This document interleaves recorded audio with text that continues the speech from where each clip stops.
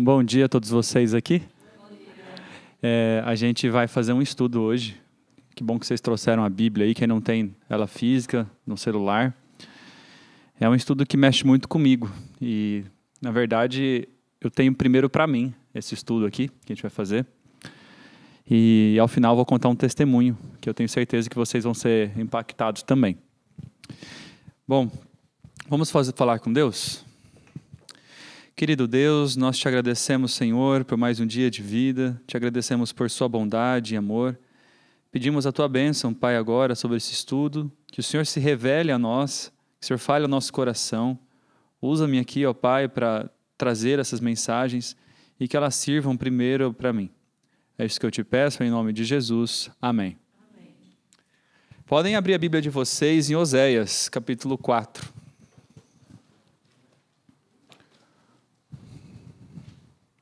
Oséias, capítulo 4. Enquanto vocês estão abrindo aí, a gente tem aqui, no capítulo 4, que houve uma corrupção geral em Israel, né? Porém, antes, Deus tem uma mensagem para o mundo também. Olhem só, no verso 1 do capítulo 4 de Oséias. Ouvi a palavra do Senhor, vós, filhos de Israel, porque o Senhor tem uma contenda com os habitantes da terra, porque nela não há verdade, nem amor, nem conhecimento de Deus. E aí, fala qual é a consequência deles não terem isso. Olha só. O que só prevalece é o perjurar, mentir, matar, furtar, adulterar e homicídios, e vai falando aqui algumas coisas. Vocês percebem que a contenda que Deus tem com o mundo é o fato de eles não conhecerem a Deus.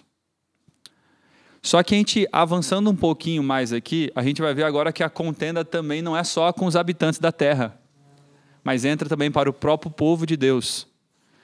Aqui no verso 6, diz assim, ó: o meu povo está sendo destruído porque lhe falta conhecimento.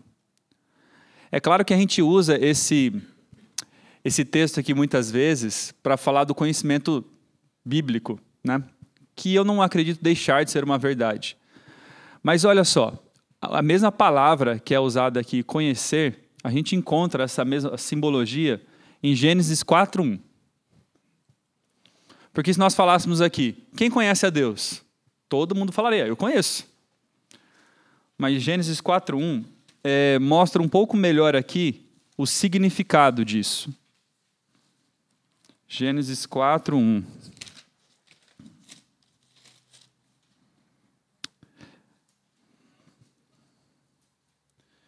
Depende da sua versão, mas na minha diz aqui, ó: e conheceu Adão a Eva, sua mulher, e ela concebeu e teve a Caim, e disse: alcancei do Senhor um varão. Em vários momentos, a gente tem essa palavra sendo usada não no sentido de intimidade, não no sentido cognitivo. Eu sei que existe Deus. Porque se a gente for levar em conta, quantas pessoas do Brasil sabem que existe Deus? A maior parte, né? Aqui não é que nem na Europa, onde a maior parte é ateísta, né? Aqui a maior parte conhece, sabe, ouviu falar de Deus. Mas aqui essa repreensão não é apenas, não é porque a pessoa não basta, na verdade, a pessoa saber que Deus existe. Falta um conhecimento íntimo. E essa é a repreensão que Deus tem para os habitantes da terra e para o povo dele. E qual é a consequência deles não terem esse relacionamento íntimo com Deus? Só o assassínio, o homicídio, o perjurar, e vai se citando ali, né? E então é muito importante a gente aplicar, eu aplico para mim mesmo. Será que eu conheço a Deus intimamente? Será que eu tenho esse relacionamento íntimo com o meu Deus? E para ilustrar bem isso, eu gosto muito de um texto que fala, está aqui no Desejado de Todas as Nações, que fala assim, ó: toda a verdadeira obediência vem do coração. Deste também procedia a de Cristo. E se consentirmos, ele por tal forma se identificará com os nossos pensamentos e ideais, dirigirá o nosso coração e espírito em tanta conformidade com o seu querer, que obedecendo-lhe, não estaremos senão seguindo nossos próprios impulsos. É muito forte esse texto para mim, é um dos mais fortes que eu já li. A vontade refinada, santificada, encontrará o seu maior deleite, vontade, alegria, né? Em fazer o seu serviço. Agora vem assim, ó. Então a gente tem aqui, primeiro, uma promessa maravilhosa. Quando eu estava voltando para os caminhos de Deus, eu nasci na igreja, mas vivi um tempo fora, indo em festa, bebendo e aquelas coisas que a gente sabe que tem aí no mundo, né? E quando eu estava voltando, eu tive uma luta muito grande com as minhas próprias vontades. Eu não estou falando que hoje eu não tenho, ainda tenho várias lutas. Mas eu tinha lutas muito profundas. E eu falava, Senhor, será que eu vou viver? Será que a vida cristã vai ser essa? Eu não tendo prazer nestas coisas e tendo prazer naquelas coisas que eu não quero fazer. E essa era uma luta muito intensa do meu coração. E esse texto aqui me trouxe esperança e alegria de que não precisa ser sempre assim. Você vai passar por uma luta, mas você pode ter uma experiência íntima com Deus de que, na verdade, naquele ponto, você vai estar obedecendo a Deus como algo mais natural. Por exemplo, quando eu entendi de Deus que eu deveria cuidar do meu estilo de vida e deixar algumas coisas para trás do que eu me alimentava, porque Deus me pedia para eu cuidar do meu corpo, que é o templo do Espírito Santo, como diz em Coríntios, 2 textos falam sobre isso, né? Quando eu entendi aquilo, e eu já estava com amor por Cristo, Deus, Ele já tinha colocado um amor por Ele no meu coração. E aí eu lembro que, naquele momento, eu falei, Senhor, o Senhor quer que eu suba o Everest mesmo? No sentido de, é impossível, e sem preparo físico ainda, porque parecia impossível. Será que eu sempre vou ter que viver essa vida amargurada de comer o que eu não gosto? E hoje, eu amo comer as coisas que eu como, e eu não sinto mais falta das outras coisas que eu comia. Eu lembro que quando eu orei sobre a questão da carne, eu não tinha forças, Deus me deu poder. Mas o brigadeiro, eu tive que lutar. Mas hoje, eu estou tranquilo quanto a isso. E eu não estou fazendo isso aqui uma questão de ponto de salvação, não é esse o objetivo de falar aqui. É porque eu queria ter a mente mais limpa para entender melhor a palavra de Deus e ter um relacionamento mais profundo com Ele. Eu sei que Ele estava me chamando para isso, para esse conhecimento mais íntimo dEle, para ter uma experiência com Deus distinta. E claro que o cuidado do nosso corpo contribui para isso. Não é à toa que, será que se eu estou embriagado, bêbado, eu vou ter a mesma experiência com Deus, sendo que Deus fala pela minha mente? Não. E nós podemos estar embriagados por alimentação também, seja na quantidade ou na qualidade, mas não é o assunto hoje aqui.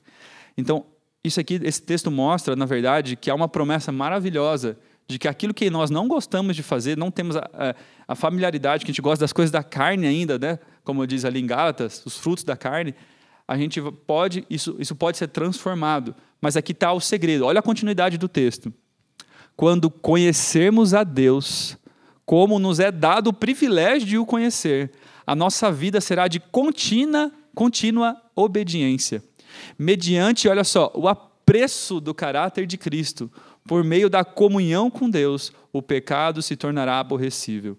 Como Cristo viveu a lei na humanidade, assim podemos nos apegar ao forte em busca de força.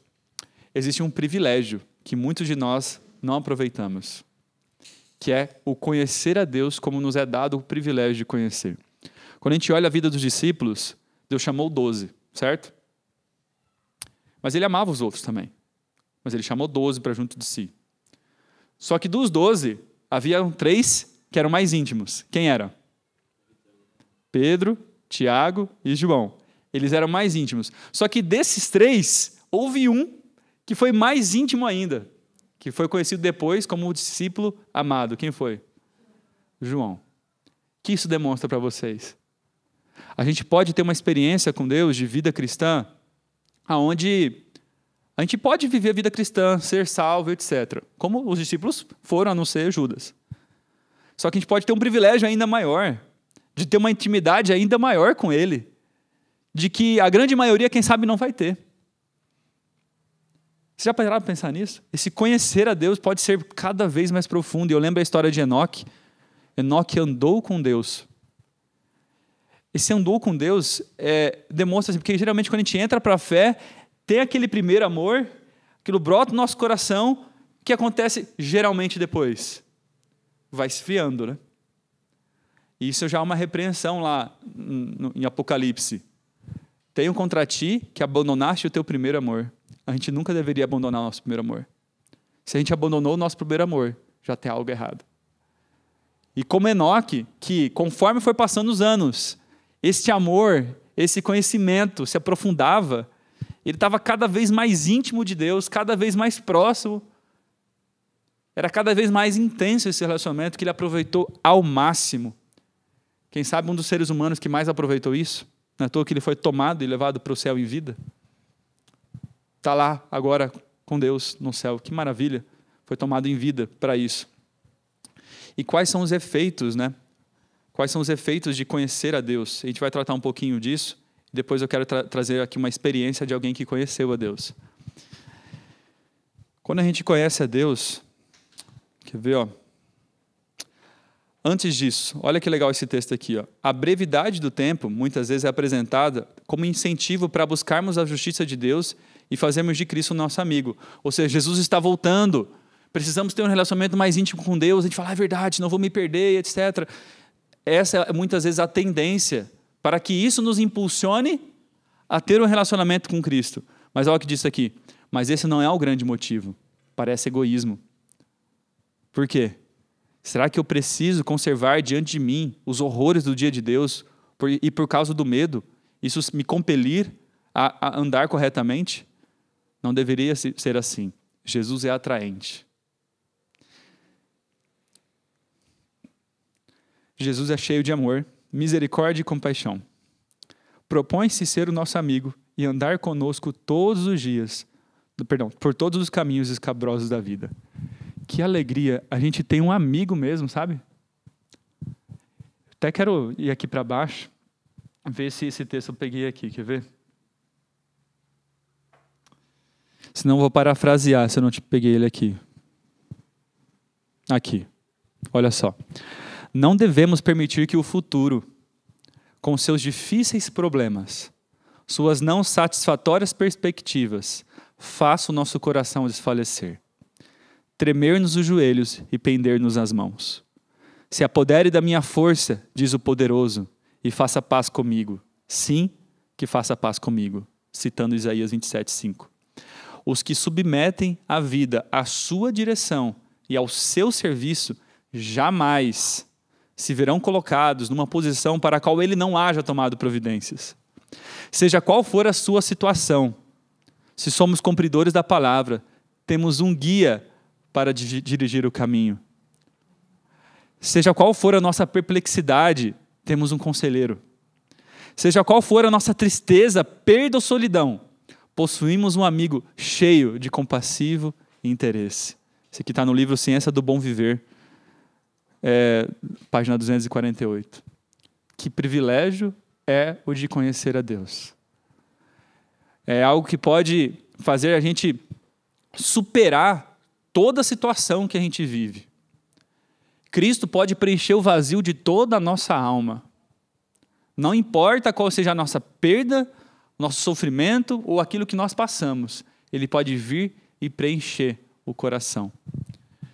Eu tenho um testemunho gravado onde eu conto que, infelizmente, no passado eu tive um relacionamento que era muito ruim para mim. E toda vez que a gente terminava, eu ia para o mundo buscar algo para preencher. Eu lembro quando meu pai teve um reavivamento dentro de casa, e aquilo ali começou a me realmente fazer voltar a querer, na verdade não voltar, mas conhecer a Deus de verdade.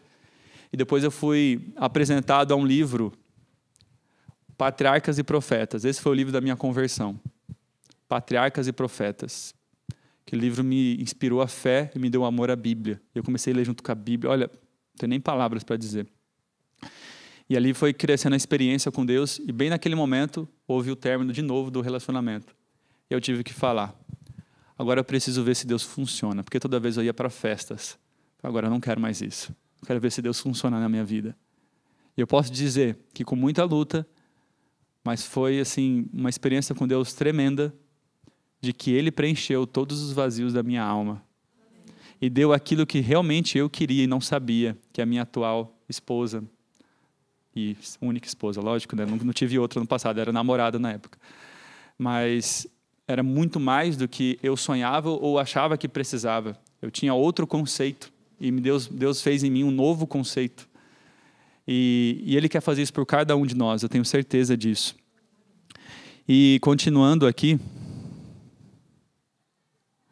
algo que eu quero trazer para vocês. Agora, deixa eu ver qual ponto que eu vou pegar. Aqui. Olha só. O que é ter um coração cheio do conhecimento de Deus? Quais são os efeitos? E há como a gente medir o nosso. A gente não é esse aqui para medir ninguém. A gente pode medir a nossa experiência de fé. Primeira história que eu gostaria de fazer uma reflexão para nós aqui, é uma pergunta, na verdade. Imagine que hoje, esse aqui é um entendimento mais sobre justiça pela fé, que tem muito que ver com isso, né? Tem até naquele, quem leu aquele azulzinho que entregamos ontem? Você leu? Imagina que aquela pergunta tivesse feito para nós. Você não vai entrar no céu. Imagina a afirmação vindo de Deus, você não vai entrar no céu. O que você responderia para Jesus? Muitos de nós, mas Senhor, quantas vezes eu fui no DYC? Quantas vezes eu ajudei pessoas financeiramente?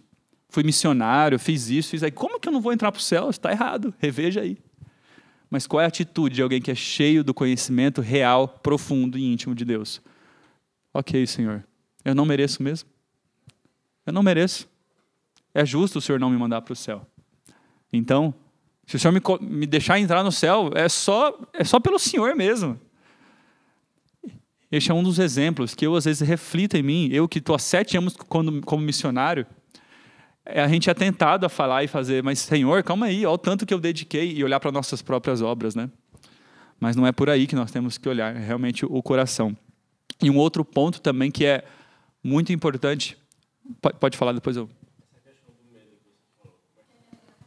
eu vou repetir a sua pergunta. Ele perguntou como que a gente pode fazer para não ter esse medo, né, e realmente fazer as coisas não por medo. Medo de se perder, medo disso ou daquilo. Muito importante sua pergunta. Tem um texto bíblico que fala assim, o amor lança fora o medo. A gente não se conhece. Então, por exemplo, talvez, se um de nós hoje não estivesse mais aqui, morresse por algum motivo, a gente ia continuar a nossa vida, porque a gente não conhece um ao outro intimamente. E a gente consegue viver sozinho. Mas imagine que agora a gente passa a conversar, passar mais tempo junto, vira amigo. A gente começa a conversar sobre as nossas lutas, dificuldade, cria uma amizade íntima.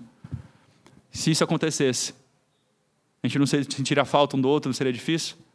Não é diferente com Deus. A gente precisa, é justamente o objetivo desse estudo, e é isso que a gente vai tratar aqui. Espero poder responder muito melhor essa pergunta até o final. É a gente tendo este conhecimento íntimo de Deus, passo a passo. É uma experiência com Deus, não é de uma hora para outra. Mas a gente pode ir aperfeiçoando essa experiência de tal maneira que o amor por Cristo lance fora todo medo. E a gente não tenha mais medo de nada. É uma experiência. Não é agora eu tenho. Mas é uma experiência de aprofundamento. Cada vez mais profundo. E eu lembro, quando eu leio O Grande Conflito, o livro, vendo ali as histórias dos reformadores, olha, que fé. É por isso que hoje eu entendo que a gente é Laodiceia. Porque a gente acha que está bem, mas quando a gente vê a fé verdadeira, ilustrada ali, aí compara com nós e fala, meu Deus. Ele fala, não, estou pronto para ir para a fogueira. Estou pronto para ser torturado e morto pelo amor do meu mestre. Eu, às vezes, não estou pronto para fazer uma coisa bem menor. A gente não está pronto nem para mudar isso ou mudar aquilo na nossa vida, ou ter um relacionamento dentro dos padrões que Deus quer que nós tenhamos. Um homem, uma mulher aí na nossa frente já esquece, esqueci a Bíblia, esqueci as coisas de Deus. E aqueles homens queriam morrer, estavam dispostos a morrer por Cristo. Eles conheciam a Deus. Capítulo 12 do Caminho a Cristo, é o privilégio da oração, algo assim, não lembro exatamente o título do capítulo, traz ali algumas coisas sobre oração. E um dos pontos ali, ela fala que é muito importante a gente orar, pedir, agradecer, mas a gente tem que ter algo a mais sobre contar sobre nossa vida para Ele. Porque isso sim, aí entra num comungar com Deus. Sim pedir, que nem foi falado ontem, sim agradecer, mas sim também desabafar com Deus. Contar para Ele o que nós estamos vivendo, o íntimo do nosso ser. Aquilo que a gente realmente está vivendo, passando, sentindo. E essa amizade... E eu lembro que quando eu estava solteiro e eu queria alguém para casar, que tivesse a mesma mentalidade que eu. Conversei tanto com Deus sobre isso, fiz vários planos com Deus. E foi engraçado que os planos que eu fiz com Deus aconteceram. Um deles, lendo a Bíblia, lendo isso, entendendo a minha própria condição, do que eu precisava. Eu entendi que eu precisava ficar só mais 2 anos em Campo Grande, depois eu ia ter que sair para ter uma experiência fora, para algumas coisas que eu estava vivendo, sabe? Eu precisava daquilo. E foi justamente como aconteceu. Eu conheci minha esposa, depois de um pouco tempo, a gente casou e foi para fora e ter uma experiência com Deus. E isso é muito bom. Isso a gente pode ter. A gente pode ser um João. Ele era conhecido como filho do trovão e depois foi passado como discípulo amado. Porque, apesar dos seus duros defeitos de caráter, incredulidade, egoísmo, ele resolveu ali aceitar toda a palavra que vinha da boca do Senhor e tomar aquilo no coração. E viver aquilo, tipo assim, reconhecer, realmente, eu sou isso mesmo. Eu sou um filho do trovão, mas eu quero a mudança. Ele se aproximou de Cristo, ele andou com Cristo, ele foi o mais íntimo de Cristo. E agora vou continuar aqui. Eu pretendo falar um pouco, responder um pouco melhor a sua pergunta no último testemunho que eu tenho para dar aqui. Mas olha que interessante. Aqui está no livro Atos dos Apóstolos, capítulo 87. Mas não na Bíblia, tá? Desculpa. É que é o mesmo nome, é de Ellen White esse. Mas comentando ali no fato de Atos dos Apóstolos mesmo, da Bíblia, fala assim, ó, foi em Antioquia que os discípulos foram pela primeira vez chamados cristãos. Por que eles foram chamados cristãos?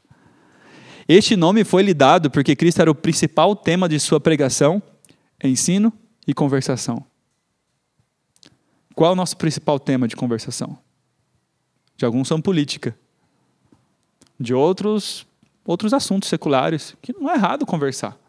Mas qual é o nosso principal tema de conversação? Será que é Cristo? Se não é Cristo, quem sabe eu preciso ainda ter um encontro com Ele.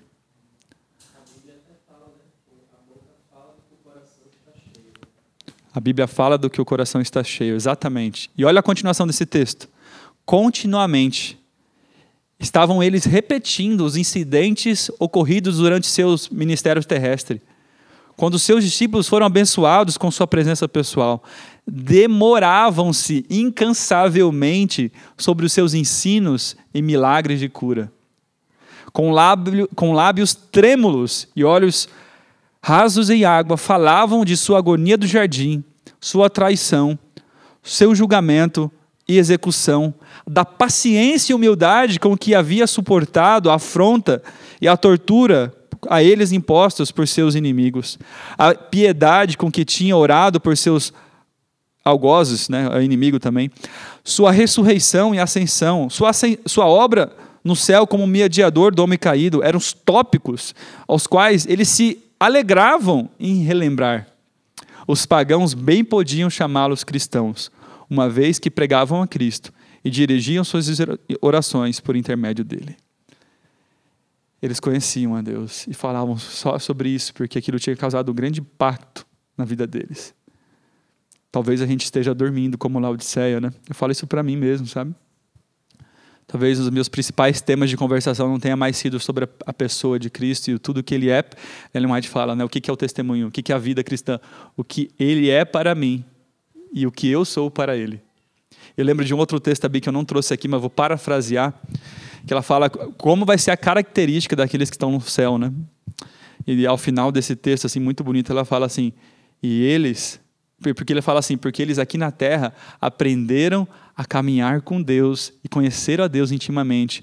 E agora, antes de entrar no céu, eles estão preparados para a comunhão com o céu, porque tem um céu no coração. Aqui na terra, eles já têm um coração no céu. O céu no coração. Os dois. Eles vivem aqui agora de uma maneira diferente já. E eu sei que eu, Marlon, preciso cada vez mais relembrar estas coisas e de fato conhecer a Deus. A correria do dia a dia, foram meses preparando esse congresso, que a gente acaba ficando tão atribulado, mais faculdade, mais cuidando de igreja, mais o trabalho, que a gente é tentado às vezes esquecer do essencial. Sobre oração, um outro aspecto muito importante, estou parafraseando um outro texto, mas vou trazer aqui com as minhas palavras. Há muita repetição formal, vazia. Isso não é oração. Quantos de vocês já se viram pegando assim, Senhor, perdoa todos os meus pecados? Eu falo, o que eu estou falando? Peraí. Estou repetindo algo aqui, nem sei o que eu estou falando. E muitas vezes eu tenho que ir lá para o meu carro, fechar a porta e orar lá em voz alta para eu não me perder na minha oração, porque eu sou um pouco imperativo. É o meu jeito. Tem gente que não, minha esposa não tem problema com isso. Eu já tenho. Para conseguir saber o que eu estou falando com Deus, para não virar algo decorado. Sabe? Transforma meu caráter, perdoa os meus pecados. Isso. Não, oração é mais do que isso. Não é uma mera repetição. É realmente o abrir o coração a Deus como um amigo. Um amigo santo, mas um amigo. Eu lembro de outro texto também, no capítulo 12 de Caminho a Cristo, que fala: a oração é a chave nas mãos da fé, capazes de abrir os celeiros dos céus, aonde estão armazenados todos os recursos da onipotência.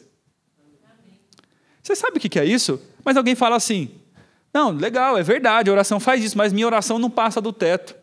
Mas o que é orar em nome de Jesus? Quando eu oro e no final da oração eu falo, em nome de Jesus, amém, eu estou dando, na verdade, assinatura, e no céu não chega como Marlon orou, chega como Jesus orou, porque minha oração foi feita no nome dele, e não no meu nome.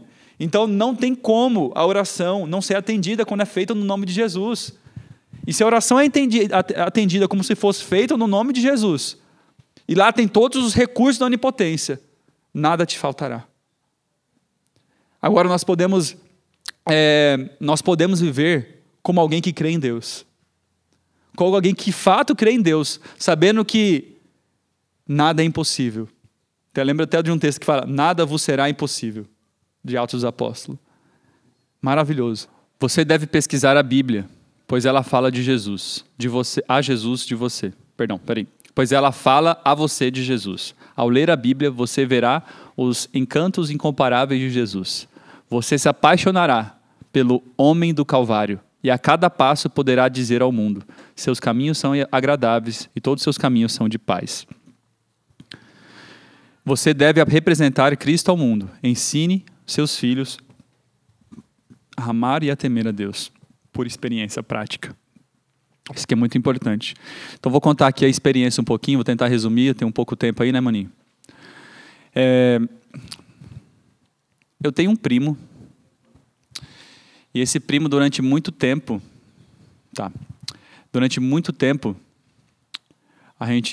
a gente não era próximo, lá no começo ali, quando eu era bem adolescente, porque ele era mais velho que eu, né? Então, acaba que eu ficava com os primos da minha idade e ele com os outros primos. Mas depois que eu fui uma vez na cidade dele, a gente passou a conversar mais. Só que ele era ateu na época. Então, mas era um ateu curioso, sabe? Um ateu curioso que quer saber, quer entender, muito interessante. E a gente começou a ter profundas conversas sobre Deus. Mesmo que eu não estava muito assim com Deus, eu estava numa vida... ia na igreja, mas não estava tanto um coração em Cristo, sinceramente. A gente conversava sobre Deus e foi se aproximando a amizade, foi evoluindo com o tempo. E quando eu me voltei para Deus, aí as conversas se intensificaram. Foram grandes lutas ali, grandes conversas, profundas conversas.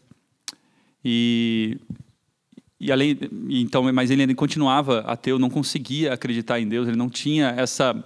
Fala, Marlon, para mim é impossível, parece, que acreditar em Deus. Eu olho para toda a criação e eu vejo evolução.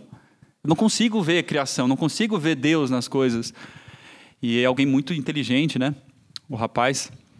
E com o passar do tempo também ele tinha um casamento e durante esse período do casamento ele teve uma depressão.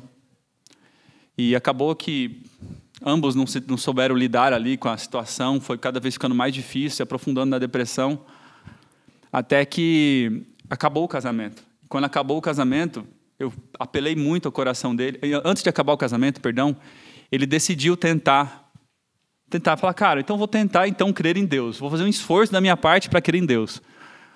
E ele começou a buscar Deus, levar a família na igreja, foi a alguns lugares assim espirituais, fez até alguns cursos, etc. Mas quanto mais ele buscava Deus, mais as coisas davam errado para ele. Ele falava assim. Era cada vez mais difícil. Até ele fala um dia, cara, ele estava com um problema financeiro em casa, a gente buscando a Deus, pedindo ajuda de Deus para a questão financeira melhorar. Aí vinha meu filho, quebrou a TV que eu tinha acabado de comprar. E agora? E outro gasto, e quebrava outra coisa. E cada vez que ele ia pedindo, as coisas iam piorando para ele. E aí, depois disso, ele pedindo a ajuda de Deus, pedindo que Deus se fizesse presente ali para poder ajudá-lo nessa situação, o casamento acaba. Aí ele falou assim, cara, realmente agora eu não consigo acreditar. Quando eu mais precisei de Deus, Deus não me ouviu. Como que agora eu vou acreditar? E aí, quando ele terminou, ele decidiu viver ali uma vida mais longe ainda de Deus.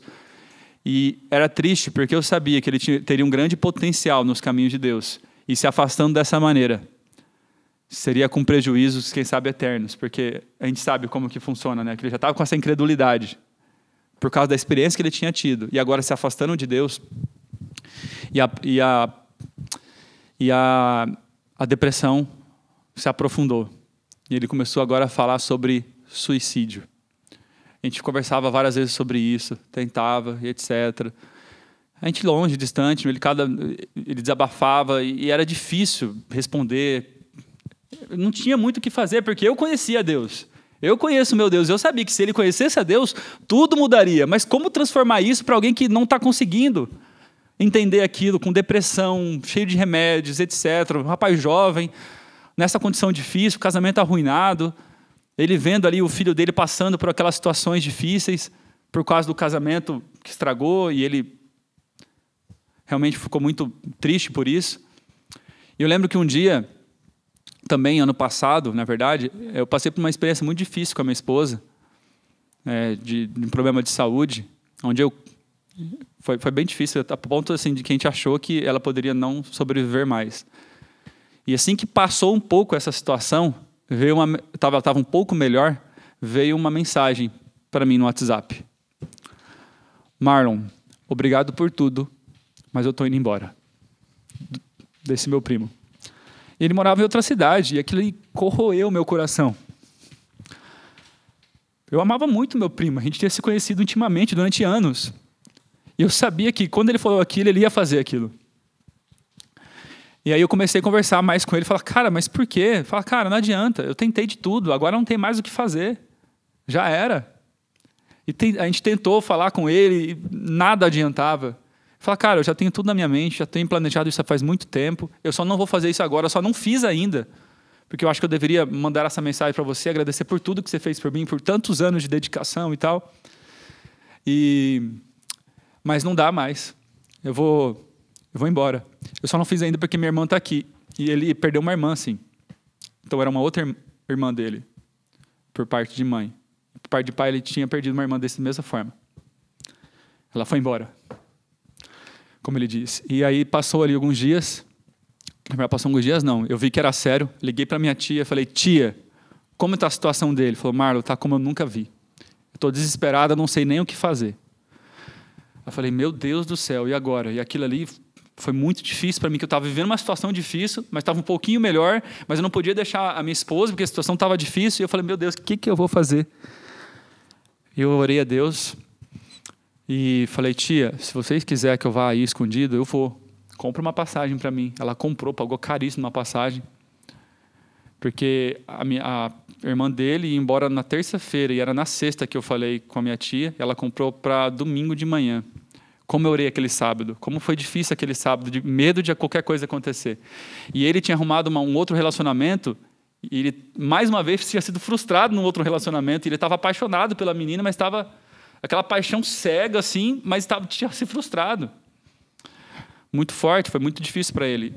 E aí, a gente até fez um grupo ali em família, e eu fui para lá.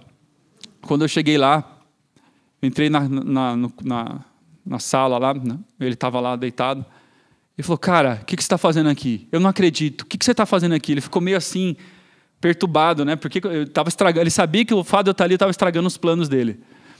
E naquele momento a gente conversamos bastante, até 3 da manhã quando eu cheguei. Antes eu tinha conversado com o pai dele é um homem muito sério, muito assim, intelectual, e ele desabafou o desespero dele ali para mim, falar, eu não sei mais o que fazer com meu filho.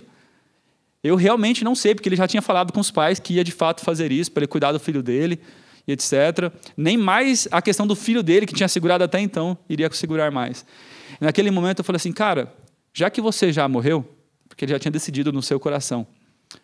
Falei, cara, então morre mesmo e vive uma nova vida diferente, completamente diferente. Você não tem nada a perder, você já está morto, você já ia morrer.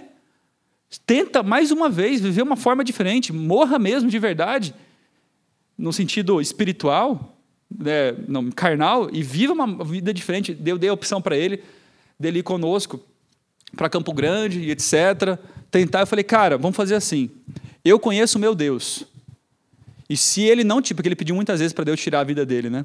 E Deus não tinha feito. Se meu Deus não tirou a sua vida, é porque tem algum propósito. Vamos fazer o seguinte, me dê um ano, vamos lá, viva com a gente lá na fazenda, vamos fazer as coisas que a gente faz, vamos estudar a Bíblia, vamos fazer, e um ano, se você não conhecer a Deus como eu conheço, aí eu vou orar para Deus tirar a sua vida, eu creio que Ele vai tirar a sua vida, mas me dê um ano.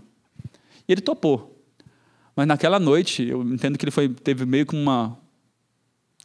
que quase, não sei, possuído talvez, que eu já tinha ido dormir 3 da manhã, e ele fala que deu algo nele muito forte, e ele começou a ir pela casa procurar faca. Procurar uma faca e não encontrava a faca, a mãe dele tinha escondido naquela noite as facas. Ele não sabia o que estava fazendo. Parecia que nem era ele mais, porque ele já tinha topado comigo. Quando eu acordei, ele me contou aquilo, eu fiquei super assustado. Enfim, a gente foi para Campo Grande, já rapidamente, de ônibus, etc. Passamos lá os primeiros dias. E começou um momento ali onde ele fazia as coisas que a gente fazia. Ele foi para a casa do meu irmão lá na fazenda, trabalhar lá no campo, comer o que a gente come, conversar sobre Deus, etc. Se aprofundando ali cada vez mais no tema do conhecimento de Deus. E eu lembro que ele desabafava, e ele estava extremamente apaixonado por aquela outra moça, que deu errado. E eu falei, nossa, você vai estragar tudo, eu com medo. E o medo dele também fazer alguma coisa ali, enquanto a gente tirou ele. Mas não tinha mais o que fazer, até os pais dele falaram, não, vamos tentar, isso aí. E ali eu lembro que teve um dia, vou pular aqui pelo tempo, mas teve um dia que ele conversou comigo, com a minha esposa, várias horas, desabafando assim, o íntimo da alma, assim, conosco mesmo, porque ele ainda não sabia fazer para Deus ainda isso. Aí depois ele passou mais várias horas naquele dia conversando com o meu irmão e a esposa dele. E aí o meu primo conta, meu outro primo fala que estava dormindo, e esse é um primo que tinha voltado para Deus já fazia pouco tempo. Ele estava dormindo, de repente ele acordou de madrugada, assim, 1 da manhã, o que foi? Aí ele olhou o celular, aí o meu primo, que estava nessa situação, falou para esse meu outro primo, falou, tá, entendi, senhor. Ele levantou e começou a conversar. Eles conversaram até mais algumas horas. Aí esse outro primo falou, agora está na hora de você parar de conversar com homens e você ir falar com Deus. Ele teve essas 3 conversas conosco, de várias horas. Depois ele conversou por não sei quanto tempo com Deus, algumas horas. E ele fala que daquela comunhão com Deus, ele teve uma experiência com Deus tão profunda, que ele falou que parecia que o ambiente tinha enchido de uma paz que ele não podia explicar. E naquele momento em diante, ele passou a crer em Deus como uma forma que ele nunca tinha feito. E foi incrível que no outro dia, ele falou assim para mim, ele parecia outro homem de um dia para o outro. É claro que fazia anos que a gente estava tendo uma experiência com Deus, mas naquele momento ele teve um encontro com Cristo. E ele conta assim, cara, Deus existe, nada mais importa. E ele fala que a questão pela menina que ele estava sumiu naquele exato momento, ele não sentia mais nada, ele só queria saber de Jesus, a pessoa de Cristo, só queria saber de Deus, e começou a transmitir isso para todo mundo, foi de uma hora para outra, assim, de maneira maravilhosa. E ele tinha problema com alguns vícios, e daquele dia em diante, ele nunca mais teve, sabe, nem tentação mais para os vícios que ele tinha, daqueles que ele tinha muito problema. E ali começou a experiência dele com Deus. E aí, a forma dele falar de Deus, a gente via que muitas vezes ele falava assim, cara, vocês têm que parar de ser ateus cristãos, porque Deus existe, nada mais importa mesmo. E para mim, só Cristo preenche, e ele foi preenchido até mesmo nessa questão relacional com a presença de Cristo. E agora faz quase um ano que ele está nessa experiência para a glória de Deus. E ele está aqui, no meio de vocês, onde vai ser, é primo daquela mocinha ali. E a prima dela também, a prima dele.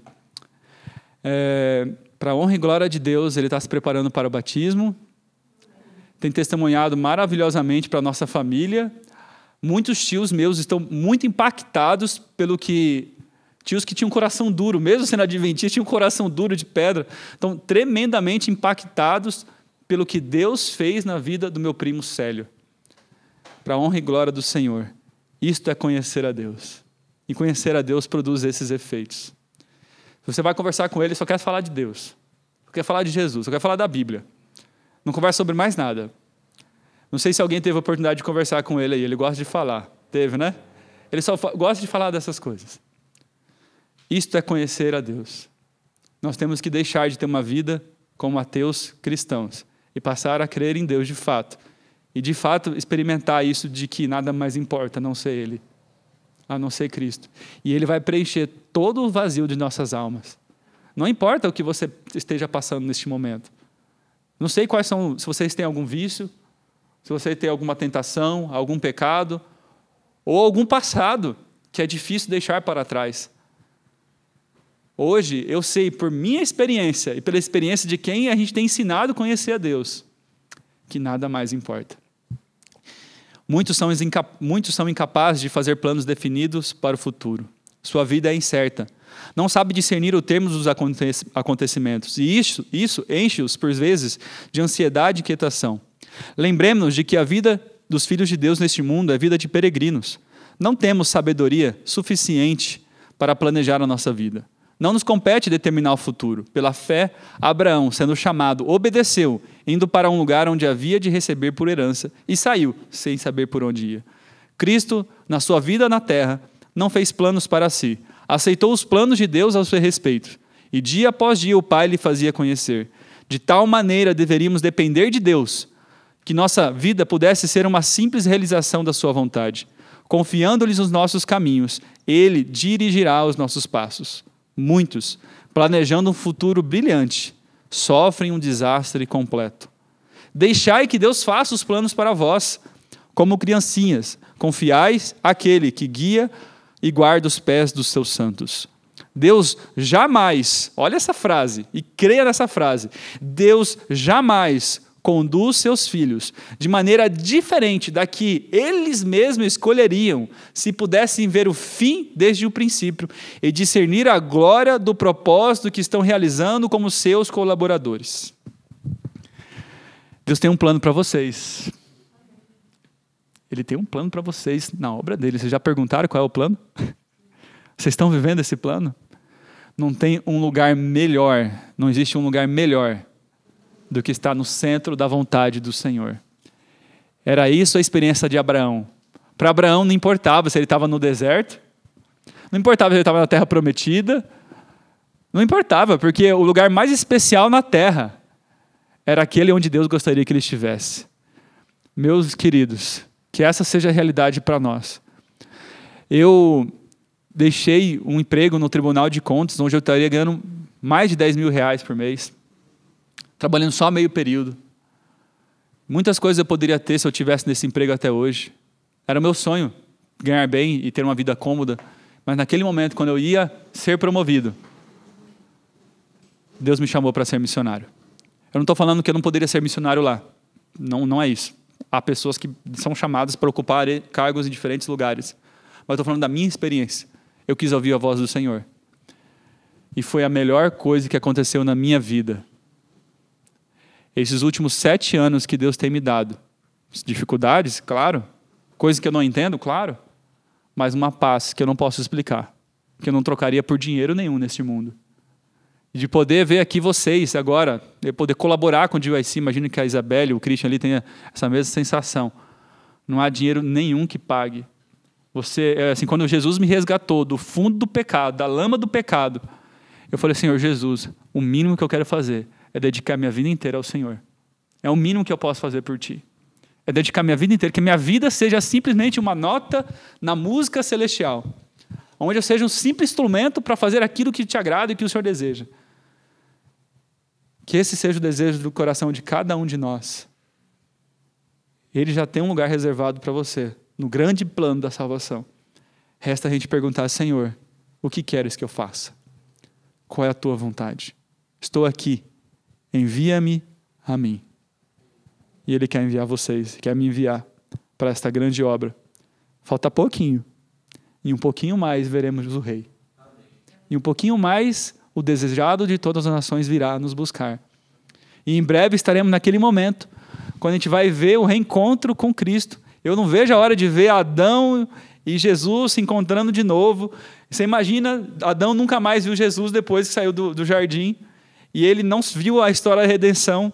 A gente vai chegar no céu, a gente vai estar ali assistindo isso, vendo Adão se reencontrando, ele passando pelo nosso lado, ele muito mais alto que nós, porque pela comer as folhas das árvores, da árvore da vida, a gente vai crescer até a estrutura de Adão, mas ele já vai estar grande, e ele vai se encontrar ali com Cristo, vai tirar a coroa, vai jogar a coroa nos pés de Cristo, e vai cantar aquela música: que feridas são essas nas tuas mãos? Que feridas são essas nos pés? São feridas com que fui ferido na casa de amigos meus. Você imagina esse encontro de Adão com Cristo? E nós todos vamos jogar a coroa nos pés do Rei, naquele que nos salvou, naquele que nos deu a vida. Que esse seja o tema de nossa conversação, nosso tema da oração, nosso tema de falar com nossos amigos, que isso envolva o nosso ser, que a gente se entregue completamente a Cristo Jesus hoje. Vamos fazer essa entrega comigo? Vamos se ajoelhar para falar com Deus?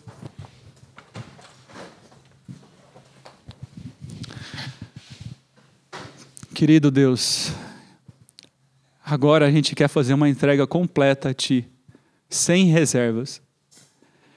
E aqui eu e meus amados irmãos estamos pensando em coisas que precisamos entregar, que nos atrapalha de conhecer a Deus como nos é dado o privilégio de conhecer.